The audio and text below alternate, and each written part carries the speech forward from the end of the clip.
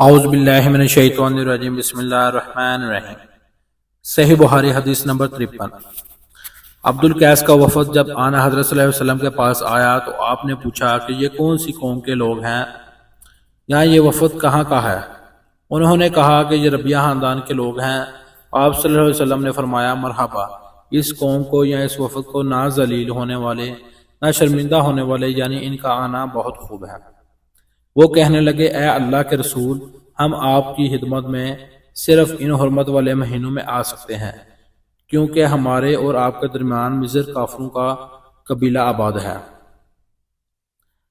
بس آپ ہم کو ایک ایسی قطعی بات بتلا دیجئے جس کی خبر ہم اپنے پچھلے لوگوں کو بھی کر دیں جو یہاں نہیں آئے، اور اس پر عمل درآمد کر کے ہم جنت میں داخل ہو جائیں۔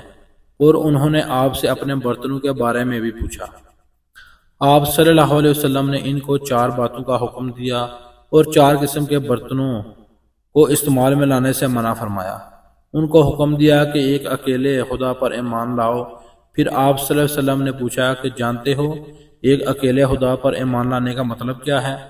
انہوں نے کہا کہ اللہ اور اس کے رسول ہی کو معلوم ہے۔ آپ نے فرمایا کہ اس بات کی گواہی دینا کہ اللہ کے سوا کوئی معبود نہیں، اور یہ کہ حضرت محمد صلی اللہ علیہ وسلم اللہ کے سچے رسول ہیں، اور نماز قائم کرنا اور زکوٰۃ ادا کرنا اور رمضان کے روزے رکھنا، اور مالک نعمت سے جو ملے اس کا 5واں حصہ مسلمانوں کے بیت المال میں داخل کرنا۔ اور 4 برتنوں کے استعمال سے آپ صلی اللہ علیہ وسلم نے ان کو منع فرمایا، سبز لاکھی مرتبان سے، اور کدو کے بنائے ہوئے برتن سے، لکڑی کے کھودے ہوئے برتن سے، اور روغنی برتن سے، اور فرمایا کہ ان باتوں کو حفظ کر لو اور ان لوگوں کو بھی بتلا دینا جو تم سے پیچھے ہیں اور جہاں نہیں آئے۔